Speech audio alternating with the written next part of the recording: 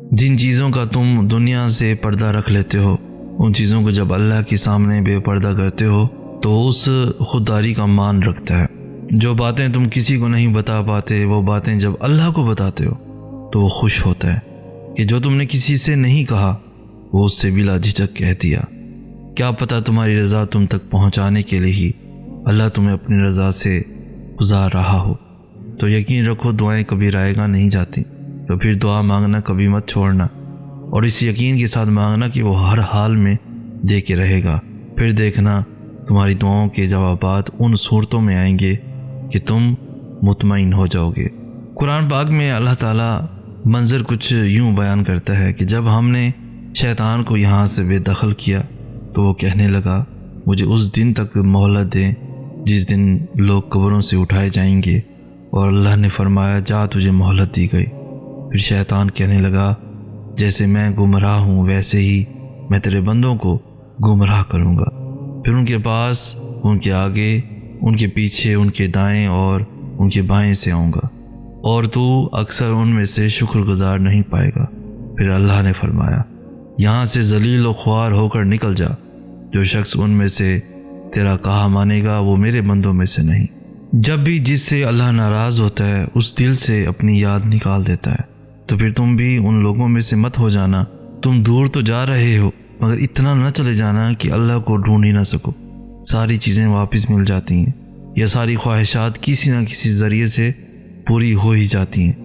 ہر شے ہر شخص کا نعم البدل ہے، ہر خلا پر ہو جاتی ہے، اگر پوری نہیں ہوتی تو صرف اللہ کی کمی ہے، پھر چاہے چاند ستاروں پر عبور حاصل کیوں نہ ہو جائے۔ ہاتھوں کا اٹھ جانا یا سر کا جھک جانا کبھی بھی ہمارے بس میں نہیں ہوتا۔ ہم اللہ کو کبھی نہیں چنتے، اللہ ہمیں چنتا ہے، پھر چاہے وہ ہمیں صرف لڑکھڑانے پر چن لے یا کوئی زوردار ٹھوکر کھا کر زمین پر منہ کے بل گرنے کے بعد، پھر چاہے وہ خوشی کے آنسوں میں چن لے یا درد کے ایک لمبے سفر کے بعد۔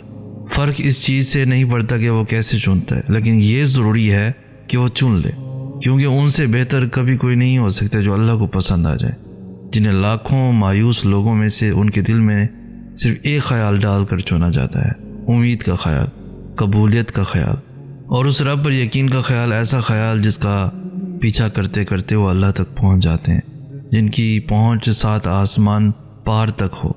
ان کے زمینی کاموں کے ذریعے پھر کیسے اور کہاں سے بنتے ہیں۔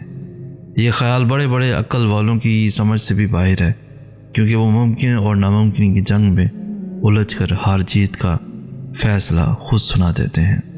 یوں وہ تمہیں تمہاری من پسند چیز کو کھو دینے کے خوف سے گزار کر اپنا آپ یاد کرواتا ہے۔ یہ اسی کے فیصلے ہیں کہ وہ تمہیں کب اور کیا دیتا ہے، تو پھر یہ کیوں ملا اور وہ کیوں نہیں ملا یہ سوچنا تمہارا کام نہیں ہے۔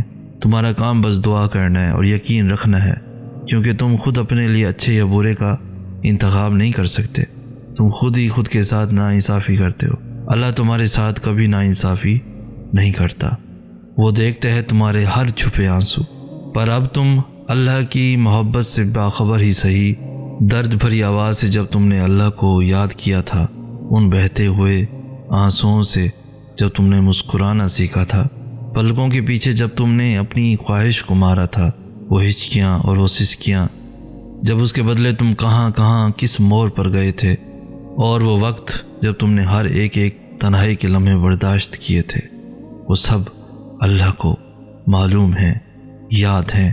وہ نہیں بھول سکتا مگر ہم بھول جاتے ہیں اس کو۔ طویل ہے مسافت مگر منزل کا یقین ہے، آزمائش سخت ہے مگر وہ بھی تو رحیم ہے۔ مجھے راستوں سے مت ڈراؤ اے دنیا والو، میں جس کی آس پر ہوں وہ رب کریم ہے۔ تو اگر اللہ نے تم سے وہ لیا ہے جسے تم کھونے کا سوچ بھی نہیں سکتے تھے، تو یقین رکھو کہ وہ بدلے میں تمہیں وہ دے گا جسے پانے کا تم گمان بھی نہیں کر سکتے۔ وہ تو ان کو بھی خالی ہاتھ نہیں رہنے دیتا جو اسے مانگتے ہی نہیں، پھر وہ تمہارے دعا کے لیے اٹھائے گئے ہاتھوں کو کیسے خالی رہنے دے سکتا ہے۔ اور ان قریب دل اکیلا رہ جائے گا، اسے انسان چھوڑ دیں گے، کیونکہ وہ اپنی کمیوں اور کمزوریوں کے باعث معذور ہیں، اور وہ صدمے اور درد و عالم سے ہی دوچار ہوتا رہے گا، یہاں تک کہ اسے یقین آ جائے گا کہ حقیقت میں کوئی تعلق درست نہیں سوائے اللہ کے، تو پھر یہ فکر چھوڑ دو کہ کون تمہارے ساتھ ہے اور کون نہیں، کیونکہ کسی کے چاہنے یا نہ چاہنے سے کچھ بھی نہیں ہوتا جب تک اللہ نہ چاہے۔ اللہ صرف نیت اور طرف دیکھتا ہے۔ تمہاری دعائیں تمہیں ان چیزوں تک لے جا سکتی ہیں جو تمہارے نصیب کا حصہ نہیں، کیونکہ نصیب پر اللہ کے سوا اور کسی کا اختیار نہیں، اور جب تم اللہ پہ اپنے معاملات چھوڑ دیتے ہو تب وہ یہ اختیار تمہیں دے دیتا ہے، اور پھر تمہاری دعائیں معجزے لاتی ہیں اور سب مکمل کر دیتی ہیں۔ سجدہ کر لیا ہے تو کیوں خدا سے ضد لگائے بیٹھے ہو؟ طریقہ بندگی ہے، سر سے پہلے دل کو جھکایا جاتا ہے۔ کیوں ہوتے ہو پریشان؟ انجام کے خوف سے تم ان کے پیچھے نہیں بھاگتے پھر جن کا معاملہ خدا کو تھما دیا جاتا ہے۔ تہجد ایسا مرہم ہے جس کے پاس ہر چوٹ کا علاج موجود ہے، بس تمہیں یقین رکھنا ہے۔ پھر وہ زخم بھی بھر جائیں گے جو تمہیں لگتا ہے کہ کبھی بھر نہیں سکتے، اور وہ قصے بھی مکمل ہو جائیں گے جو تمہیں لگتا ہے کہ انہیں کوئی مکمل نہیں کر سکتا۔ اور مت بھولو تمہارا رب سب کچھ کر سکتا ہے، ہاں سب کچھ۔ جب اللہ کسی بندے کو اپنے قریب کرنا چاہتا ہے تو اسے ایسی چیز کی طلب میں لگا دیتا ہے جو اس کے نصیب میں نہیں ہوتی، کیونکہ جب وہ چیز یا وہ انسان اسے نہیں ملتا تو وہ روتا ہے، زاروں قطار روتا ہے، اپنے نصیب پر بھی روتا ہے، منتیں کرتا ہے، دعائیں کرتا ہے، روزے رکھتا ہے، نمازیں پڑھتا ہے۔ جب ساری کوشش کر کے ہار چکا ہوتا ہے تو اسی وقت اسے اللہ کا قرب حاصل ہو جاتا ہے۔ اللہ نے اسے دکھا دیا ہوتا ہے کہ اس کے سوا اور کوئی نہیں۔ اللہ نے سارے رشتے کی حقیقت عیاں کر دی ہوتی ہے جس سے ہمیں محبت ہوتی ہے، اور اب اس چیز کی طلب بھی باقی نہیں رہتی۔ دل ضد نہیں کرتا، دماغ کو سکون مل چکا ہوتا ہے، اب اسے اللہ کو راضی کرنے کی فکر لگی رہتی ہے۔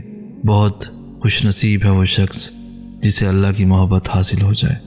منظر کبھی بھی ایک سا نہیں رہتا، حالات بھی بدلتے ہیں اور وقت بھی پاسا پلٹتا ہے۔ بات صرف صبر اور یقین کی ہے۔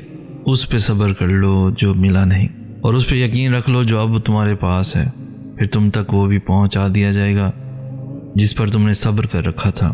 چاہت کی طلب سے پہلے بہتر نصیب کی تمنا کرو، پھر جو چاہت بہتر نہیں اس کو بھی بہتر بنا کر تمہارے مقدر کا حصہ لکھ دیا جائے گا۔ اے اللہ، میں نے تجھے وہ فاصلے سونپے جن کی مسافتیں مجھے معلوم نہیں، وہ راستے جن کی منزلیں مجھے نظر نہیں آتی، وہ امیدیں کہ جن کا بہرانا محال لگتا ہے، وہ دعائیں جن کی قبولیت کا میں وقت نہیں جانتا، وہ نعمتیں جن کے حصول کے اسباب میسر نہیں۔ تو اپنی صفات کی برکت سے ان سب کو پورا کر دے یا رب، آمین یا رب العالمین۔ جس طرح ٹوٹے دل کی آہا عرش ہلا دیتی ہے، اسی طرح ٹوٹے دل کی فریاد بھی سیدھا عرش پر جاتی ہے۔